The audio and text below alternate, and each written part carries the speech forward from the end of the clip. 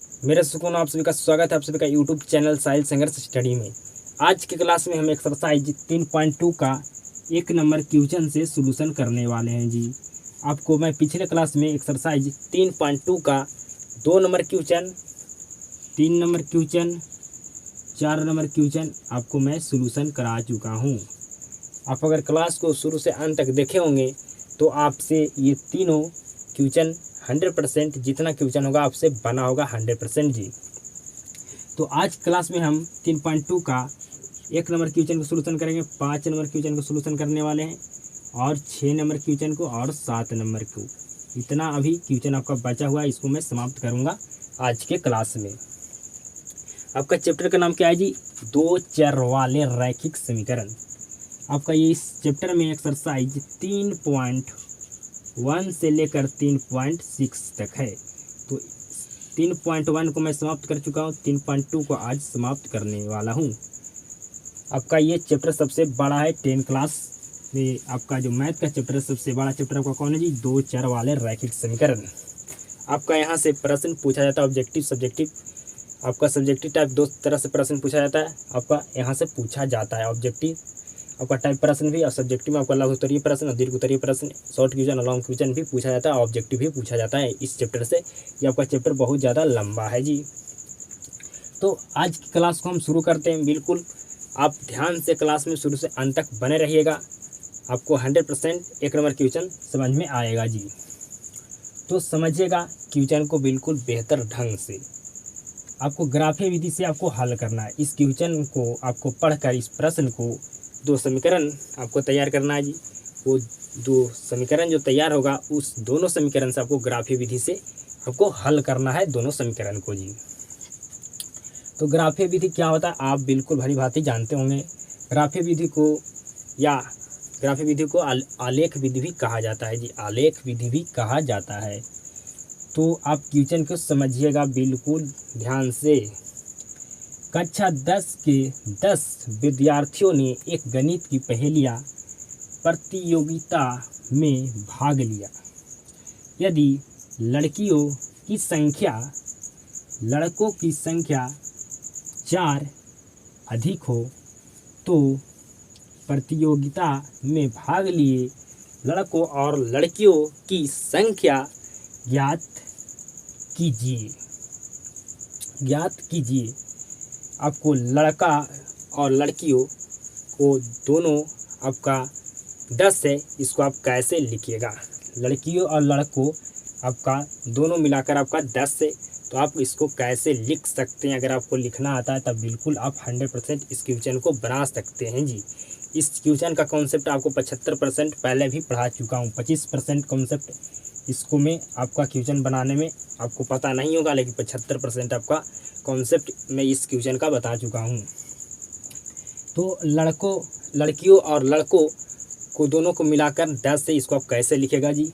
तो आपको मानना होगा, क्योंकि आपका चैप्टर का नाम है 2 चर वाले रैखिक समीकरण, तो हमेशा आपको 2 चर मान आपको मानना होगा। आपको 2 चर वाले रैखिक समीकरण, इसमें ज़्यादा आपका चर मान यूज होता है x और y। तो आप लड़कियों की संख्या को x मान लीजिए और लड़कों की संख्या को आप y मान लीजिए।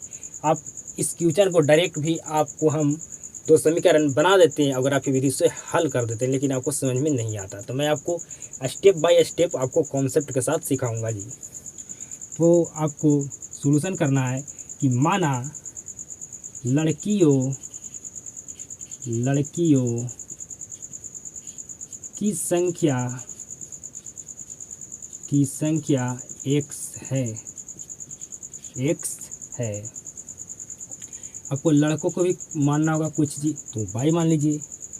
लड़कों को संख्या आपका y है, क्या है जी? y माना। तो प्रश्नानुसार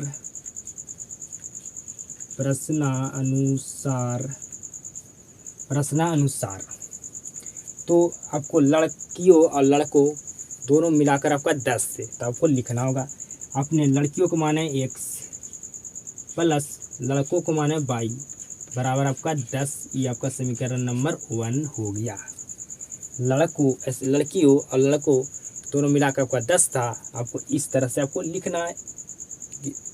लड़कियों की संख्या आपने माना x और लड़कों की संख्या माना है y, और दोनों को मिलाकर 10 था तो बराबर लिख दिए 10। आपका समीकरण नंबर 1 आपका तैयार हो चुका है। तो आपको समझ में आ चुका होगा कि नंबर 1 समीकरण किस तरह से बनाया गया है। आगे आपको सॉल्यूशन करना है जी। पुनः क्वेश्चन पढ़िए। यदि लड़कियों की संख्या लड़कों की संख्या से 4 अधिक हो।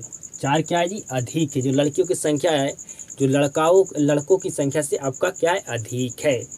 तो आपने लड़कियों की संख्या माना है x, क्या माना है जी? x, और लड़कों की संख्या माना है y। लड़कों की संख्या क्या माना है जी? y।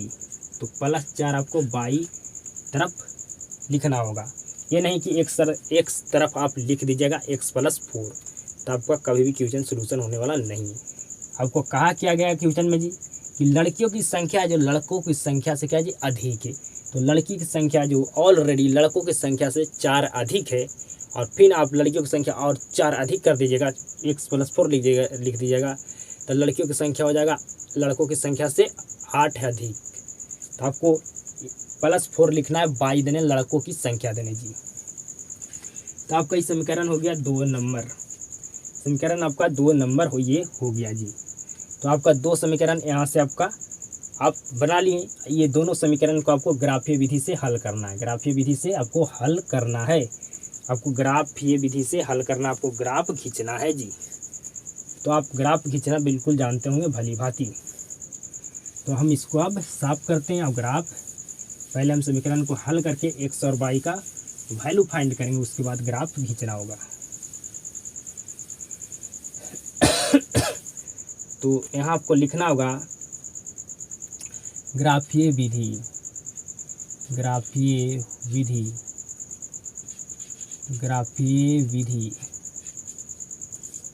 विधि आपको लिखना होगा जी।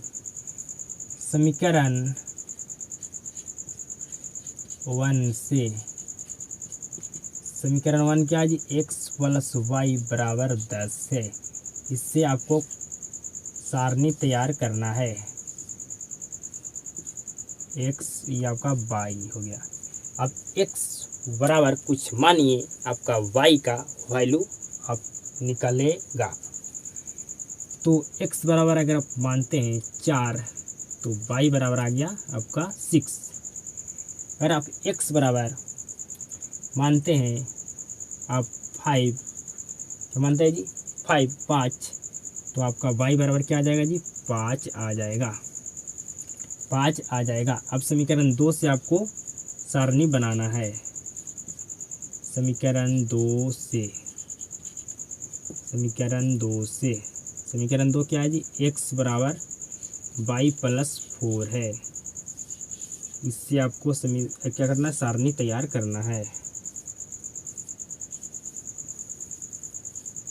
सारणी तैयार करना है। तो x बराबर आप कुछ वैल्यू रखिए। अगर आप x बराबर 5 रखते हैं, x बराबर आपने 5 रखा, तो आपका y बराबर क्या निकलेगा जी? y बराबर आपका 1 निकलेगा। y बराबर क्या निकलेगा जी? 1 निकलेगा। आप 5 रखें बराबर y + आपका क्या है जी? 4 है। तो आप 5 और ये आपका बराबर कोई साइड क्या है जी?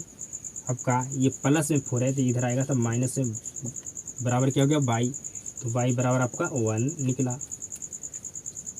अब x बराबर आप कुछ मानिए, y बराबर आपका निकलेगा जी। तो x बराबर हम मान लेते हैं 7, क्या मान लेते हैं जी? 7। तो x बराबर 7 मानेंगे, तो 7 में से अगर 4 घटाइएगा तो आपका y का वैल्यू क्या आएगा जी? y का वैल्यू आपका आ जाएगा 3। क्या आ जाएगा? आपको 3 आ जाएगा। तो दोनों समीकरण से आप x और y का आप वैल्यू फाइंड कर लिए जी। अब आपको ग्राफ खींचना होगा। तो आपको जो दोनों समीकरण से जो वैल्यू निकला x और y का, सारा क्या चीज में है जी? पॉजिटिव में है। और सबसे बड़ा जो आपका संख्या है 7 तक, मतलब हमको 7 तक संख्या को दर्शाना है। 7 तक हमको संख्या क्या करना है जी? दर्शाना है। तो आपका ग्राफ इस तरह से बनेगा। ग्राफ आपका इस तरह से बनेगा, क्योंकि आपका एक्स वाई के जो दोनों समीकरण से आप वैल्यू फाइंड किए हैं, जो सारा क्या चीज़ में जी, पॉजिटिव में। तो जब आपका पॉजिटिव में सारा वैल्यू, सारा मान है, तो हम निगेटिव की तरफ क्यों संख्या दर्शाएंगे। तो आपका इस तरह से ग्राफ बनेगा। तो आपका यहाँ पर 0 हो गया, यहाँ आपका 1 हो गया, यहाँ आपका 2 हो गया, आपका यहाँ 3 हो गया, आपका यहाँ 4 हो गया, ये आपका 5 हो गया, ये आपका 6 हो गया, ये आपका 7 हो गया। यहाँ पर आपको x लिख देना है, यहाँ पर y लिख देना है जी। यहाँ पर आपका 1 हो गया, यहाँ पर आपका 2 हो गया, आपका यहाँ पर 3 हो गया, ये आपका 4 हो गया जी, ये आपका 5 हो गया जी, ये आपका 6, ये आपका हो गया 7, आपका हो गया 7। x बराबर 4 तो y बराबर आपका 6 है। x बराबर 4, y बराबर आपका 6 है। y बराबर आपका क्या है जी, 6 है। x बराबर 4, y बराबर 6 है। y बराबर भी आपका 5 है, x बराबर भी 5 है जी। y बराबर भी 5 है, x बराबर भी 5 है। x बराबर 5 भी, y बराबर 5 भी। तो आपको इस तरह से ग्राफ खींचना है, इस तरह से आपको ग्राफ खींचना है जी, इस तरह से आपको ग्राफ खींचना है। यहाँ पर तो खींचने में नहीं बन रहा, बिल्कुल आपको यहाँ से आपको क्रॉस हो जाएगा जी। आपका इस तरह से ग्राफ खींचाएगा, सॉरी, इस तरह से आपको ग्राफ खींचाएगा जी, बिल्कुल इस तरह से आपको ग्राफ खींचाएगा। यहाँ पर नहीं खिंचा पा रहा है क्योंकि यहाँ पर बोर्ड है जो चिकना ससरता है जी। क्या होता है जी, ससरता है। आपका क्या था जी, x बराबर 4 और आपका y बराबर 6, y बराबर 6, x बराबर 4, x बराबर 4, y बराबर आपका था 6,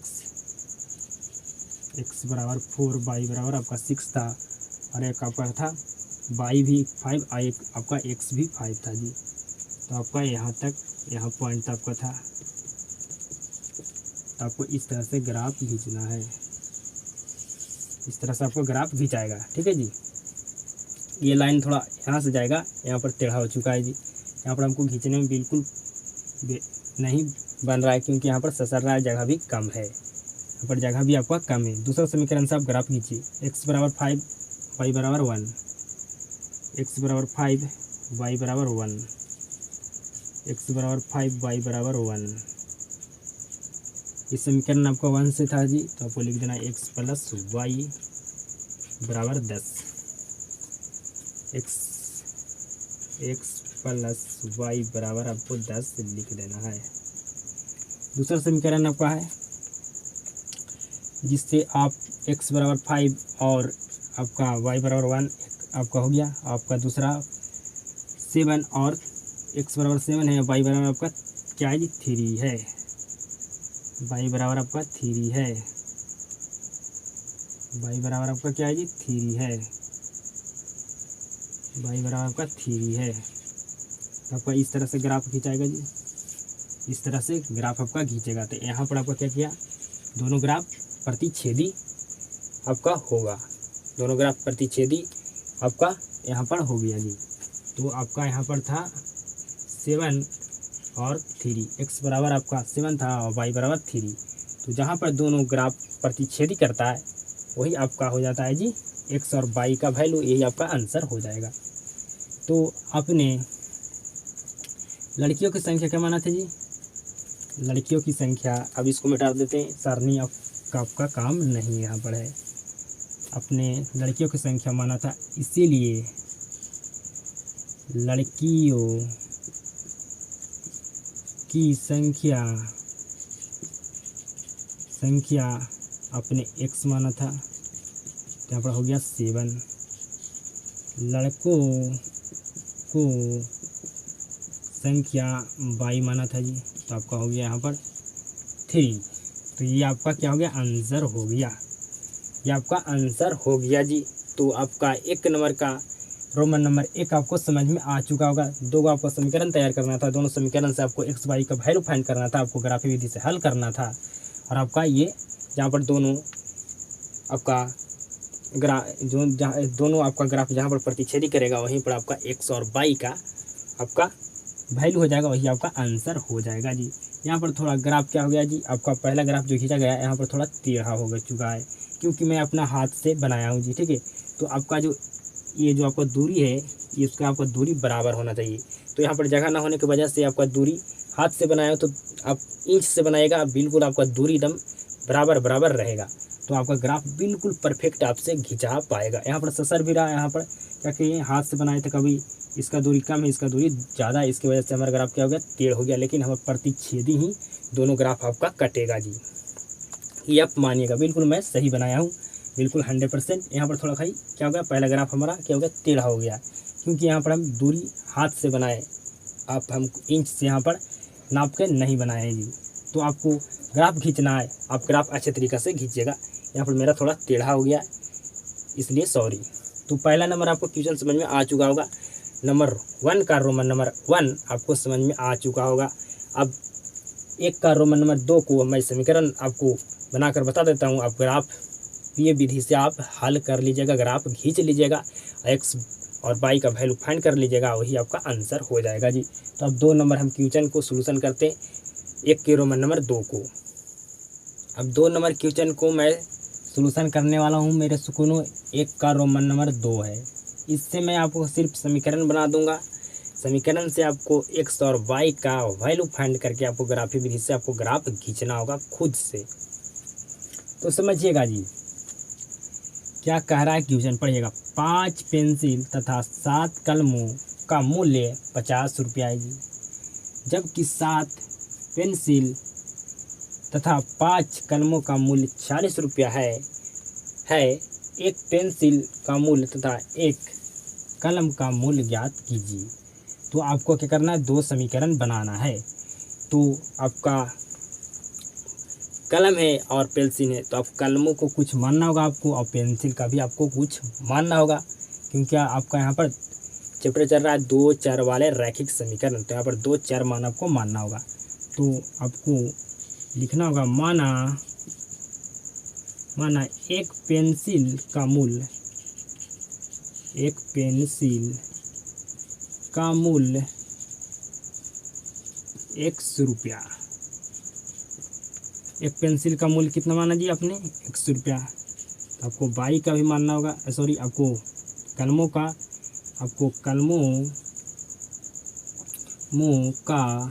मूल्य, एक कलमों का मूल्य आपको वाई रुपया मानना होगा जी, वाई रुपया मानना होगा।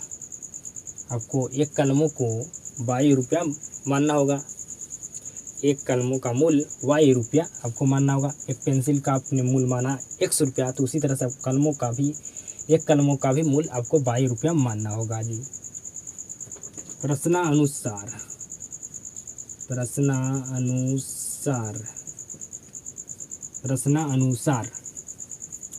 अपने एक पेंसिल को माना x, यहाँ पर कितना पेंसिल जी, 5 पेंसिल, तो आपको लिखना होगा 5x प्लस अपने एक कलम को क्या माना जी, y, तो 7 कलम को आपको मानना होगा 7y।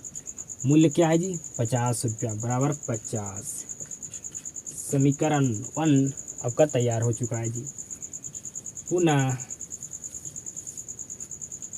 पुनः आगे पढ़िए। जबकि 7 पेंसिल तथा 5 कलमों का मूल्य 40 रुपया है। 40 कुल मूल्य 40 है, सॉरी रुपया नहीं है यहाँ पर बाकी रुपया होगा, रुपया भी यहाँ पर होगा, ठीक है जी, यहाँ पर रुपया है, ठीक है। जबकि 7 पेंसिल तथा 5 कलमों का मूल्य आपका 40 रुपया है, तो आपने एक पेंसिल का मूल्य क्या माना है जी, x, तो 7 पेंसिल को आपको मानना होगा 7x। आपने एक कलमों का मूल्य x माना है, तो आपको 5 कलमों को मानना होगा 5y। सॉरी, एक कलमों का मूल्य आपने माना है y, तो आपको 5 कलमों को मानना होगा 5y बराबर कुल मूल्य आपका 40 रुपया है जी। कुल मूल्य 40 रुपया, तो बराबर आपको 40। समीकरण नंबर आपका 2 ये तैयार हो चुका है आपका।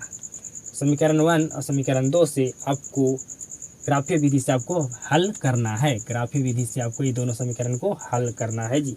एक्स और वाई का वैल्यू फाइंड कीजिए, आप ग्राफ खुद खींच सकते हैं, आपको ग्राफीय विधि आता होगा, 100% मैं आपको सिखाया हूँ। तो आपको दो समीकरण यहाँ से तैयार करना था। आप समीकरण दोनों तैयार आपको मैं कर दिया हूँ जी। आप ये दोनों समीकरण से 122 का वैल्यू फाइंड कीजिए। आपको ग्राफ फिर खींचना होगा। दोनों समीकरण को ग्राफिक विधि से हल करना होगा, फिर उसके बाद आपको ग्राफ खींचना होगा जी। आपको यहाँ पर समझ में आ चुका होगा 100% की दोनों समीकरण में कैसे बनाए। आपने एक पेंसिल का मूल्य आपने 100 रुपया माना, एक कलमों का मूल्य आपने 22 रुपया माना। तो यहाँ पर 5 पेंसिल दिया है, तो एक पेंसिल को माना x, तो 5 पेंसिल को 5x। आपने एक कलमों को माना x, तो 5 कलमों का आपको मानना होगा 7 कलमों का आपको मानना होगा 7y। क्या मानना होगा जी 7y। आपको एक कलमों को माना है, एक कलमों का आपने माना y, एक कलमों का मूल्य आपने y माना है, तो आपको 7 कलमों का क्या मानना होगा जी, आपको 7y बराबर आपका कुल मूल्य कितना जी 50 रुपये, तो बराबर 50 लिख दीजिए। इस तरह से आपको दोनों समीकरण को तैयार कर लेना है। ये दोनों समीकरण को आपको ग्राफिक विधि से हल करना है, उसके बाद आपको ग्राफ खींचना। आप बिल्कुल बना पाइएगा 100%। 5 नंबर क्वेश्चन को सोल्यूशन करने वाले मेरे सुकूनों समझिएगा। 5 नंबर क्वेश्चन को, एक आयताकार वाग मतलब बगीचा जिसकी लंबाई चौड़ाई से 4 मीटर अधिक है। क्या है जी 4 मीटर अधिक है। आपको कहे कि लंबाई, ये आपका हो गया जी चौड़ाई। अगर लंबाई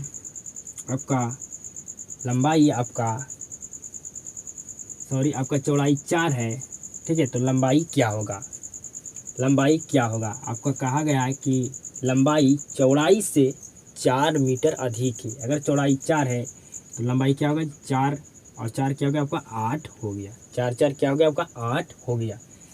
आपका जो चौड़ाई था उससे लंबाई आपका क्या है जी 4 मीटर अधिक है। तो आपका चौड़ाई 4 है, तो 4 मीटर और अधिक कीजिएगा, 4 + 4 तो आपका 8 हुआ। आपको समझ में आ रहा होगा जी। अधिक है का अर्ध परिमाप 36 मीटर है, तो बाग की विमाएँ ज्ञात कीजिए। विमाएँ मतलब होता है जी भुजाएँ। क्या होता है भुजाएँ आपको ज्ञात करना है। तो आपको क्या करना होगा जी मानना होगा। माना आयताकार वाग की लंबाई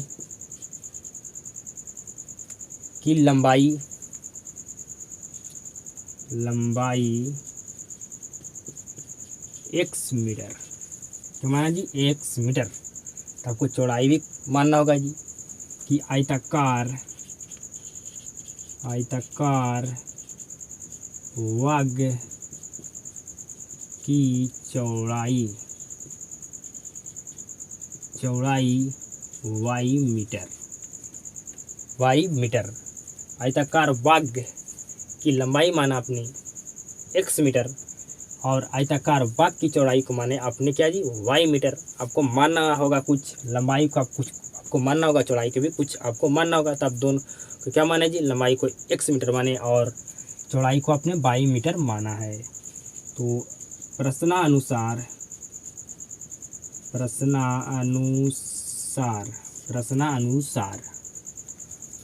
क्या करना होगा जी प्रश्नानुसार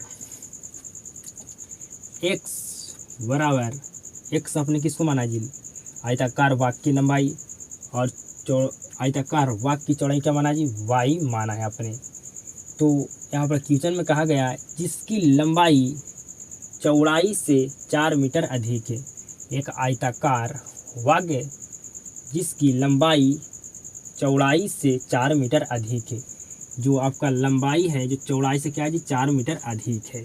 तो आपको y को क्या माना है जी चौड़ाई, तो आपको +4 लिखना होगा, +4 आपको लिखना होगा। तो x ये जो आपका y प्लस में बराबर के ये साइड, तो बराबर के ये साइड लाएंगे तो माइनस में और बराबर आपका हो गया 4। समीकरण नंबर 1। क्या इसको हम लिख सकते हैं? बिल्कुल लिख सकते हैं।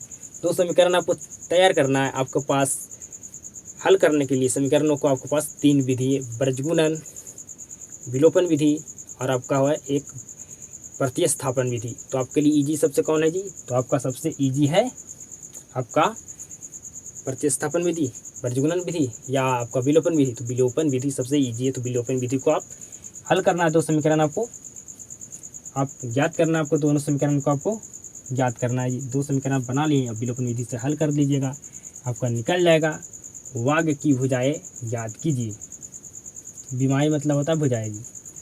तो आपको आगे सॉल्यूशन करना होगा। पुनः पुनः पुनः अच्छा, अब बताना आपको कि आयताकार का अर्ध परिमाप क्या होता है। आयताकार का अर्ध परिमाप क्या होता है जी? आयताकार का परिमाप होता है 2 × L + B। तो आपको क्या कहा गया जी? अर्ध मतलब आधा, तो आधा क्या होगा? L + B। क्या होगा जी? L + B। L + B होगा आपका आयताकार का अर्ध परिमाप। तो अब आगे आपको सॉल्यूशन करना है कि आयताकार वर्ग का अर्ध परिमाप, आयताकार वर्ग का अर्ध परिमाप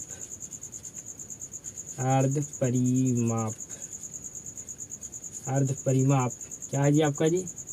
तो 36 है। क्या है जी? 36 आपका है। 36 मीटर दिया गया यहाँ पर आपको, 36 है। क्या जी? 36 है आपका, हो गया 36 है।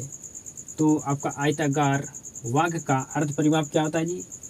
L + B होता है। L प्लस क्या होता है जी? B होता है, बराबर 36। आपने L को क्या माना है? लंबाई को क्या माना है जी? X। और चौड़ाई को आप क्या माना है जी? आपका B क्या है? चौड़ाई। तो बाय आप B यहाँ पर चौड़ाई, तो आप चौड़ाई क्या माना है जी? बाई। तो X + Y बराबर आपका हो गया 36। समीकरण नंबर 2। समीकरण नंबर 2 समझ में आपको आया कि दोनों समीकरण हम कैसे बनाए? आपको समझ में आया होगा बिल्कुल भली भांति जी, भली भांति आपको समझ में आया होगा दोनों समीकरण मैं कैसे बनाया। हमने एक आयताकार वर्ग की जिसकी लंबाई चौड़ाई से 4 मीटर अधिक है। तो लंबाई को आपको कुछ मानना होगा, क्योंकि आप चैप्टर में पढ़ रहे हैं 2 चर वाले रैखिक समीकरण। तो आपको इसमें 2 आपको चर मान मानना होगा। ज़्यादा आपका यूज होता है 2 चर वाले रैखिक समीकरण में x और y। तो आपको चौड़ाई आयताकार वर्ग की आपको चौड़ाई मानना होगा कुछ न कुछ, और आयताकार आपको वर्ग की आपको लंबाई भी मानना होगा कुछ न कुछ। तो दोनों का आप माने और आपका पहला समीकरण तैयार हो गया जी। और दूसरा समीकरण आपका तैयार हो गया। आयताकार वर्ग का अर्ध परिमाप क्या होता है, आपको उससे आपको तैयार करना था दूसरा समीकरण। बराबर आपको क्या दिया गया है जी? आपको आयताकार वर्ग का अर्ध परिमाप आपको 36 मीटर दिया गया। तो आपको यहाँ पर 36 लिख देना है। आपका आपने लंबाई को क्या माना है जी? तो L लंबाई को आप माने x। तो यहाँ पर L आपका लंबाई है, यहाँ पर B आपका चौड़ाई है। आप लंबाई को माने x और चौड़ाई को माने y। तो आप x + y बराबर हो गया आपका 36। दूसरा समीकरण आपका हो गया, आपको समझ में आ चुका होगा। अब दोनों समीकरण से आपको क्या करना है जी? दोनों समीकरण से आपको क्या करना है? दोनों समीकरण से आपको क्या करना है जी? आपको x और y का वैल्यू फाइंड करना है। x और y को वैल्यू आपको फाइंड करना है। तो आपका पहला समीकरण क्या है जी? x - y बराबर 4। दूसरा समीकरण आपका x + 4 बराबर आपका 36 है। अगर आपका क्या है y प्लस में और माइनस में, यहाँ पर प्लस और माइनस है, तो आपका y प्लस और माइनस में, तो आपका y वाला फंक्शन कट जाएगा, और जो आपको दोनों साइड है जो क्या होगा? दोनों साइड वाला आपका जुट जाएगा जी। तो y आपका कट गया, y प्लस और माइनस में था, प्लस माइनस वाला कट गया। तो यहाँ पर 2x हो गया, x 2x, और 36 और 4 आपका हो गया 40। तो आपका x का वैल्यू क्या निकला जी? आपका 20 निकला। तो आप अब क्या आप y का वैल्यू निकाल सकते हैं? बिल्कुल निकाल सकते हैं जी। तो आपको लिखना होगा यहाँ पर समीकरण 1 में समीकरण 1 में x का मान रखने पर x - y बराबर आपका 4 है। पहला समीकरण आप यहाँ से भी निकाल सकते हैं जी। x बराबर y + 4 से भी आप निकाल सकते हैं। आपका x बराबर क्या है? x का वैल्यू 20, y + 4। तो आपका y बराबर आपका हो गया आप क्या कीजिए, 4 प्लस में यहाँ पर आप लाइएगा ये साइड माइनस के, तो आपका 4 हो जाएगा माइनस में, ये साइड आपका प्लस में, तो ये साइड लाएंगे बराबर की साइड, तो आपका माइनस में जाएगा, बराबर आपका हो गया बाई, आपका बाई बराबर आ गया 16, बाई बराबर आ गया जी आपका 16। एक्स और बाई का आपका वैल्यू निकल गया जी। तो आपको अब लिखना होगा अब आपको लिखना होगा कि लास्ट में आपको लिख देना है, चूंकि आयताकार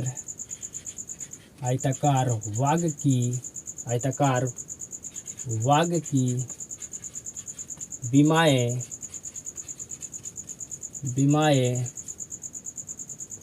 विमाएं लंबाई आपका हो गया जी, लंबाई आपका हो गया एक्स, आपका एक्स को आपके माने थे जी, आयताकार वाग की लंबाई, तो आपका एक्स बराबर क्या आया था 20, तो आपका 20 हो गया लंबाई आयताकार वाग की विमाएं, आपका जो लंबाई हो गया जो आपका 20 मीटर हो गया, क्या हो गया जी आपका 20 मीटर हो गया, 20 मीटर, और आपका चौड़ाई हो गया जी, वाई बराबर क्या निकला है जी 16, तो आपका चौड़ाई हो गया 16 मीटर।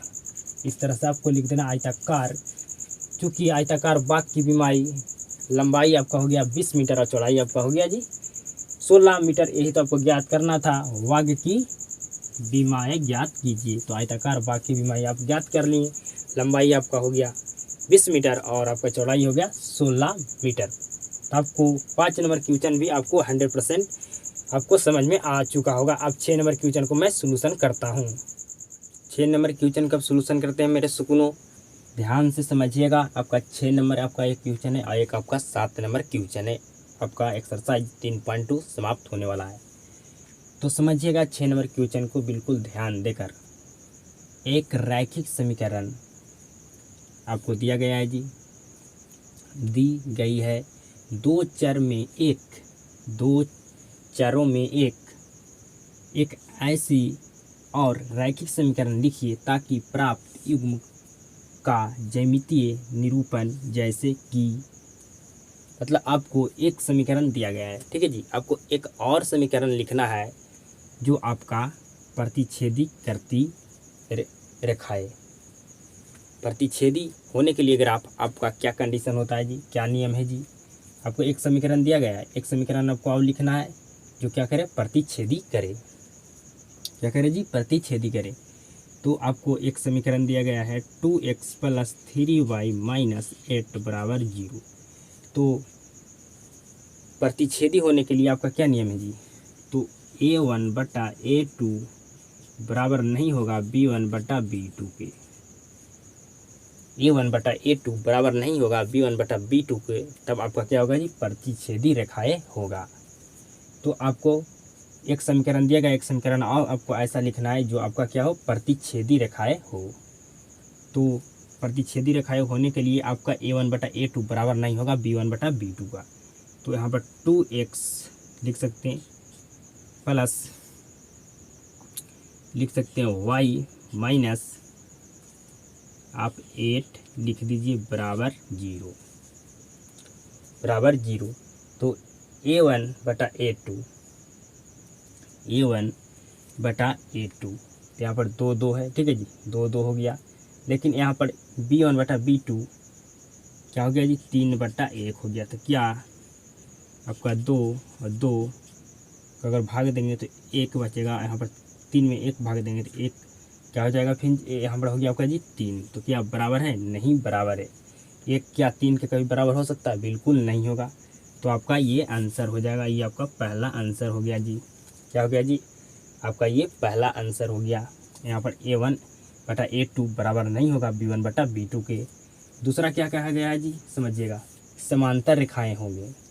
तो समांतर आपका रेखाएं कब होगा जी, क्या कंडीशन है जी। आपको एक समीकरण दिया गया है, एक समीकरण आपको और लिखना है।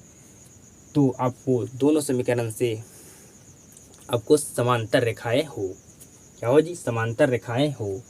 तो एक समीकरण दिया गया है आपको जी 2x + 3y - 8 = 0। आपको एक समीकरण और लिखना है कि दोनों समीकरण का समांतर रेखाएं हो। समांतर रेखाएं होने के लिए क्या नियम है जी, A1 बटा A2 बराबर होगा B1 बटा B2 के, लेकिन बराबर नहीं होगा C1 बटा C2 के। A1 बटा A2 बराबर होगा B1 बटा B2 के, लेकिन B1 बटा B2 बराबर नहीं होगा C1 बटा C2 के।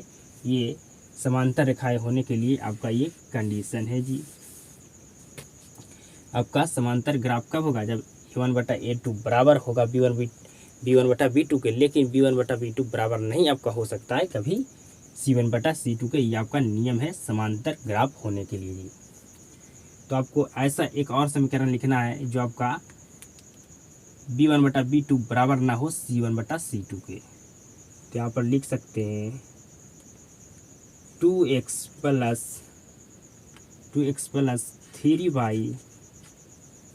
3y माइनस 9 बराबर 0।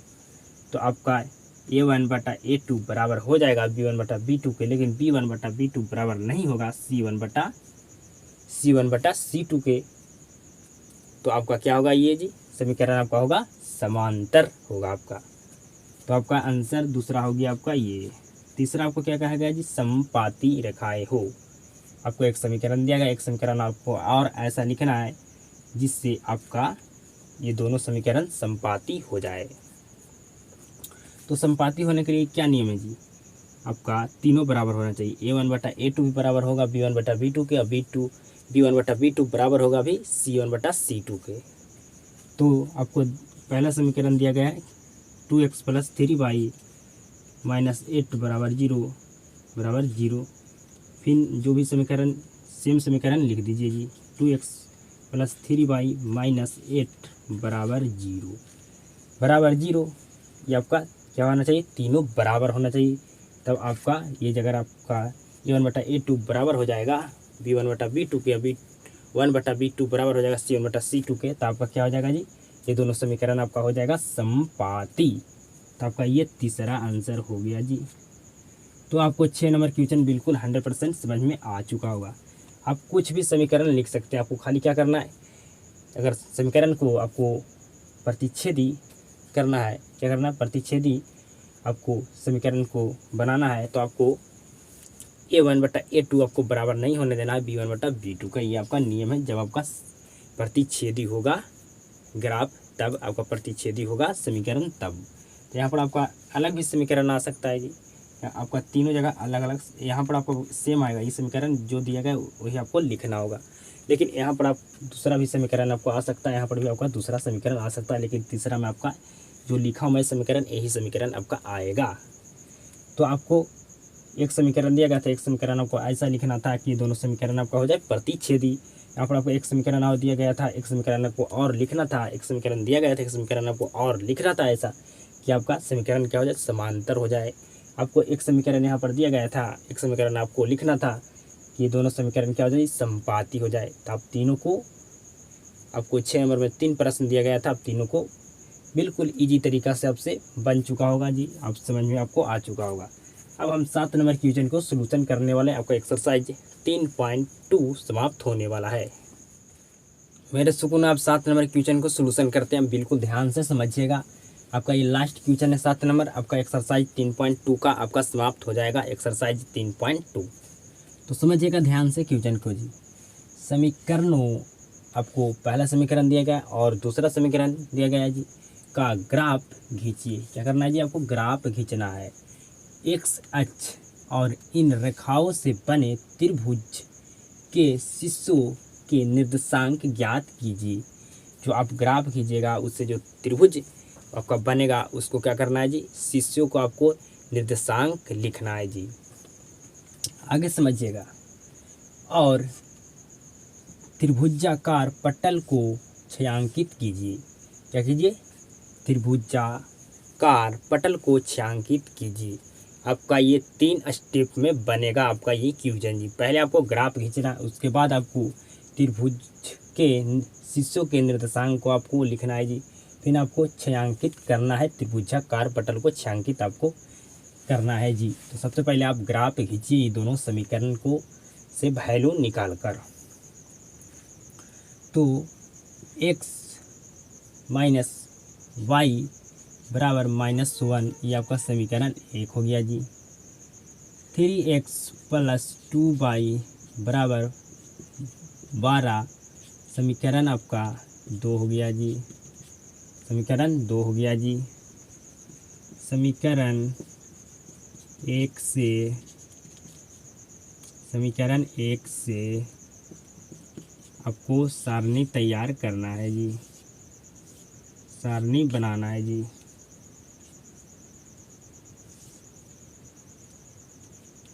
सारणी आपको बनाना है जी। यहाँ x, यहाँ y। x बराबर अगर आप 1 रखते हैं, x बराबर अगर आप 1 रखते हैं, x बराबर 1 रखिएगा जी, तो y -1, तो -y बराबर आपका -1, ये आपका इधर क्या है प्लस में है जी, तो आपका हो जाएगा -1। क्या हो जाएगा? -1 हो जाएगा। अगर x बराबर आप 1 रखते हैं तो आपका y बराबर आपका माइनस हो गया 2। क्या हो गया जी? माइनस आपका 2 हो गया, माइनस माइनस कट गया, y बराबर आपका आ गया जी 2। y बराबर आपका आ गया 2। y बराबर आपका आ गया क्या जी? 2 आ गया। अब रखिए आप x बराबर 3। क्या रखिए जी? x बराबर अगर आप 3 रखते हैं तो यहाँ पर आपका हो गया 3 जी। ये साइड आपका हो गया -3 जी। क्या हो गया जी? -3 हो गया जी। तो आपका हो गया y बराबर आपका -4, माइनस माइनस कट गया, y बराबर आपका आ गया जी 4। y बराबर आ गया क्या जी? आपका 4 आ गया जी। अब समीकरण 2 से आपको दूसरा सारणी बनाना है। समीकरण 2 से समीकरण 2 से समीकरण 2 से समीकरण 2 से आपको दूसरा सारणी तैयार करना है जी।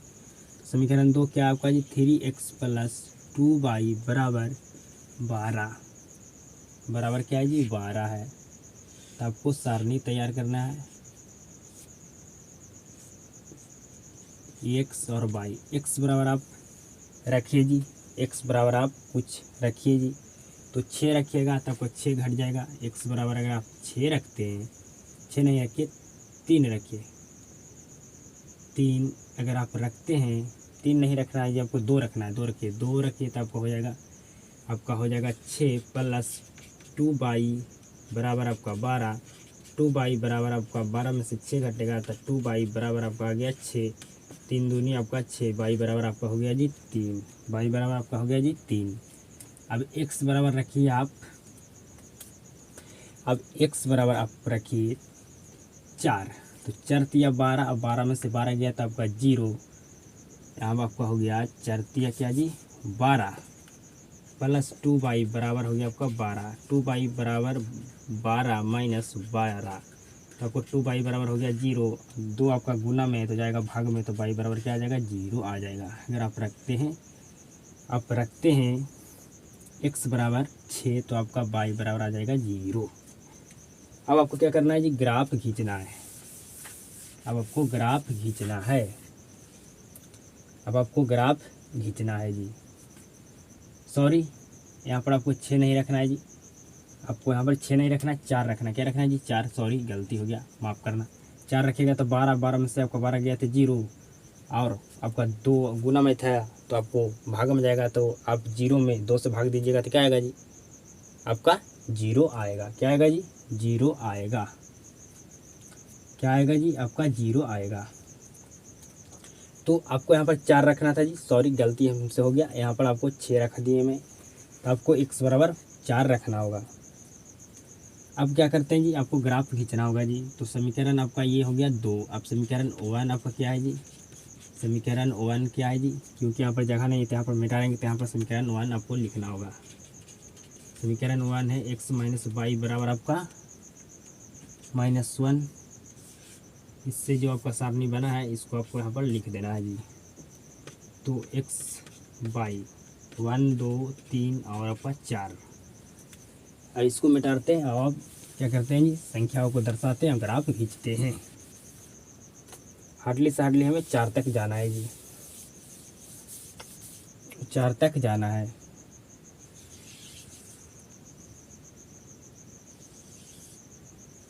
हार्डली से हार्डली हमें 4 तक जाना है।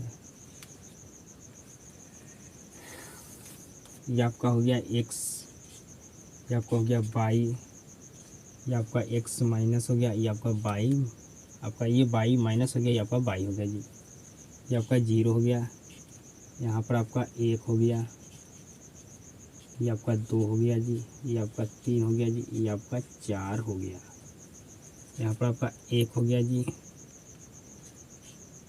माइनस में, यहाँ पर माइनस में 2 हो गया जी, यहाँ पर आपका माइनस में 3 हो गया जी, और माइनस में आपका 4 हो गया जी, आपका माइनस में 1 हो गया जी, माइनस में 2 हो गया जी, माइनस में 3 हो गया जी, माइनस में आपका 4 हो गया जी, प्लस में 1 हो गया जी, प्लस में 2 हो गया जी, प्लस में 3 हो गया जी, प्लस में आपका 4 हो गया जी। अब आपको ग्राफ खींचना है जी। तो x बराबर आपका 1 और y बराबर आपका 2 है। x बराबर 1, y बराबर आपका 2, x बराबर 1, y बराबर 2, x बराबर 3, y बराबर 4, x बराबर 3, y बराबर आपका हो गया 4, x बराबर 3, y बराबर आपका 4, x बराबर 3, y बराबर आपका 4। तो आपका इस तरह से ग्राफ खींचाएगा जी, इस तरह से आपका ग्राफ खींचा जाएगा जी, इस तरह से आपका ग्राफ खींचा जाएगा जी, इस तरह से आपका ग्राफ खींचाएगा जी, आपका इस तरह से ग्राफ खींचा जाएगा। यहाँ पर 3 आपका 4 था, इस तरह से आपका पहला ग्राफ खींचा जाएगा जी। आपका एक पॉइंट यहाँ पर था जी। अब दूसरा समीकरण से दूसरा ग्राफ आपको खींचना है। तो दूसरा समीकरण आपका ये x बराबर 2 तो y बराबर आपका 3, x बराबर 2 तो y बराबर आपका हो गया जी 3, x बराबर 2, y बराबर आपका 3, x बराबर आपका 4, x बराबर आपका 4 और y बराबर आपका क्या है 0। तो y को भूल जाइए, बराबर y बराबर आप क्या हो गया, आप y बराबर भूल जाइए, y बराबर आपका y आपका कुछ भी नहीं है जी। तो आपको इस तरह से दूसरा ग्राफ खींचा जाएगा जी, इस तरह से दूसरा ग्राफ आपका खींचा जाएगा जी, दूसरा ग्राफ खींचा जाएगा जी। तो यहाँ पर आपका 4, 0 हो गया। ये आपका पहला समीकरण से ग्राफ खींचा गया जी, तो पहला समीकरण आपको लिखना होगा जी। ये आपका दूसरा समीकरण से ग्राफ खींचा गया जी, तब दूसरा समीकरण आपको लिखना होगा जी। आप लिख दिए दूसरा समीकरण भी जी। आपको क्या कही, सॉरी आपको क्या कहा गया था जी, आपको कहा गया था कि दोनों समीकरण के आपको वैल्यू निकाल कर ग्राफ खींचना है। हम ग्राफ खींच दिए। उसके बाद आपको क्या कहा गया जी, आपको कहा गया है कि त्रिभुज के शीर्षों के निर्देशांक ज्ञात कीजिए। जो ये देखिए, तो आपका ये त्रिभुज, ये आपका त्रिभुज है, इसका आपको शीर्षों का निर्देशांक ज्ञात करना है जी, ज्ञात करना है जी।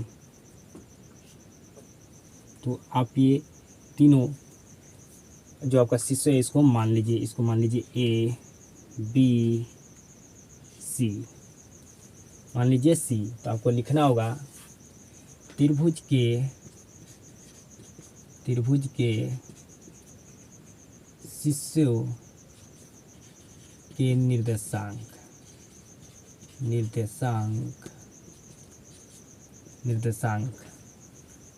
तो आपका पहला शीर्ष क्या है जी, आपका 1,2, दूसरा आपका है माइनस, यहाँ पर आपका क्या होगा जी, आपका 0, यहाँ पर आपका 0 होगा, 0 आपका यहाँ आपका दूसरा भुजा है जी। तो -1 आपका हो जाएगा x और y आपका हो जाएगा माइनस आपका 0 हो जाएगा, y आपका क्या हो जाएगा जी, आपका 0 हो जाएगा। आपको कहा गया है कि आपको त्रिभुज के शीर्षों के निर्देशांक ज्ञात कीजिए। तो x अक्ष, तो x अक्ष आपका ये है, तो x आपका हो जाएगा क्या जी, -1, क्या हो जाएगा, माइनस आपका 1 हो जाएगा और आपका y हो जाएगा 0, कुछ भी नहीं है। तो क्या आपका है जी, y बराबर 0 है।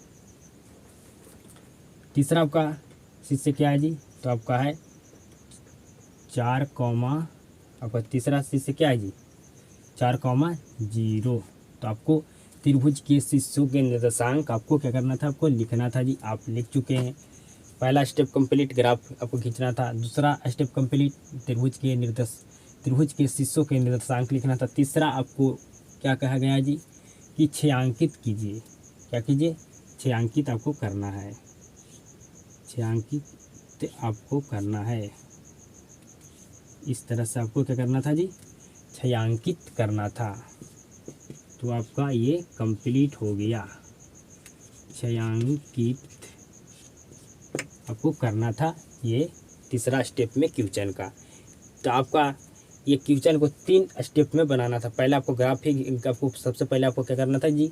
आपको ग्राफ खींचना था। फिर आपको क्या करना था? त्रिभुज के शीर्षों के निर्देशांक लिखना था। तो मैं निर्देशांक में लिख दिया जी, ठीक है, निर्देशांक मैं लिख दिया। यहाँ पर बी भुजा, तो बी भुजा यहाँ पर एक्स अक्ष कहा गया, तो एक्स यहाँ पर एक्स का वैल्यू क्या हो जाएगा? -1 हो जाएगा। क्या हो जाएगा? आपका -1 हो जाएगा। बी भुजा आपको कहाँ हो गया? -0 के ये साइड हो गया आपका, कौन साइड हो गया जी? बाएं साइड। तो आपका -1 यहाँ पर एक्स बराबर हो जाएगा और वाई बराबर आपका 0 हो जाएगा। तो आपको शीर्षों के निर्देशांक लिखना था, त्रिभुज के शीर्षों के निर्देशांक, तो आप यहाँ पर लिख दिए। फिर आपको छायांकित करना था, आपको छायांकित कर दिए। ग्राफी खींचना, आपको ग्राफ खींचना था, ग्राफी नहीं, ग्राफ खींचना था आपको, तो आप ग्राफ भी खींच दिए। तो आपका ये क्वेश्चन बन के कम्प्लीट हो चुका है जी। आपका एक्सरसाइज 3.2 समाप्त हो गया। अगले क्लास में आपको एक्सरसाइज 3.3 समाप्त करूंगा। तो अगर क्लास में आपको अच्छे से तरीका से आपको समझ में आता है तो इस क्लास को एक शेयर जरूर करना। आप सभी के साथ मुलाकात होता है नेक्स्ट क्लास में।